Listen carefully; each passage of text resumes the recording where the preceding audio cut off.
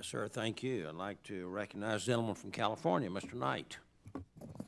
Mr. Lightfoot, thank you. Thank you for your leadership, and thank you for hiring my legislative director and taking him away from me. I'm sure he's doing as good a job for you as he did for me. You know what we're going to talk about. We're going to talk about the big A. So the LBFD, the UEST, these are kind of projects that I think would advance mankind. It would definitely advance this country. And I'm going to jump on an airplane tomorrow, and I'm going to go 0.7 Mach, hopefully, if the winds aren't so bad. But if I jumped on an airplane in 1968, I'd be going 0.7 Mach across this country. And so for about 62 years, it's been that. Coming east, we get to go a little faster. Going west, we get to go a little slower, but that's about where we are. And so I think the LBFD and then even transitioning a little bit into ultra-efficient subsonic transport and saving fuel costs and putting the same amount of people into the airplane, but saving those fuel costs, maybe making a little wider seats for me too, would be a big, big deal to advancing mankind and taking that step that maybe we haven't taken in the last 60-some years. So that's just my pitch to continue to push on that.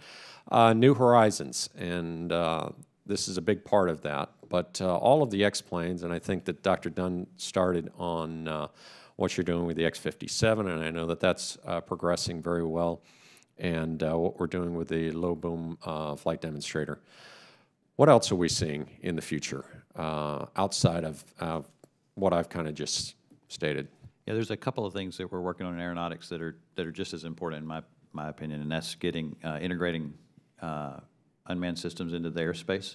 Our teams at Ames are working really hard on that. Well, all over the country, frankly, are working on that with our partners at FAA and how we would go about doing that. You can see the proliferation that's happening everywhere. There's personal air mobility coming along. And we're involved in the technology and research around that. Hypersonics, we're involved in that from a very much a research perspective.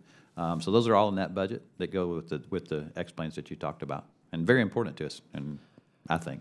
So hypersonics, over the last 5 or 10 years, there's been a lot of advancements to get us to probably a position where hypersonics are very achievable, very reachable. NASA has been a big part of that, and industry has been a big part of that.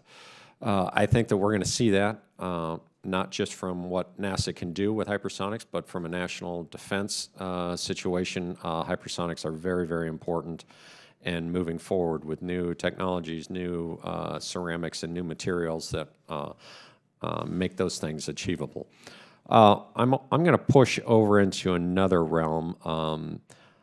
We've got some companies out there that are doing some innovative things, and one of them's in Mojave. It's a Paul Allen company called Stratolaunch. Stratolaunch is going to fly an airplane this year, a very large airplane.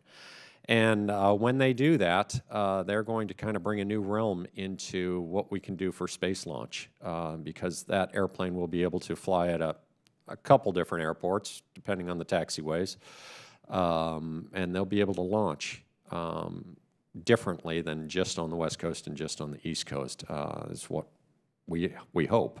Do you see a good partnership with companies like that, and with Stratolaunch and things like that? Yeah, I think we have our launch services process that we have inside the agency, and flight opportunities process we have inside the agency really allows new entrants to come in. We have a really good on-ramping way for them to demonstrate their capability and become part of our toolbox to get our missions done. So yeah, absolutely, we see an opportunity for those folks. Yeah, I think that's a perfect answer, that this could be part of the toolbox. This is part of the future. And then closer to home to me, that not many people know about, but everybody's talked about the James Webb Telescope, and so I'm going to talk about SOFIA.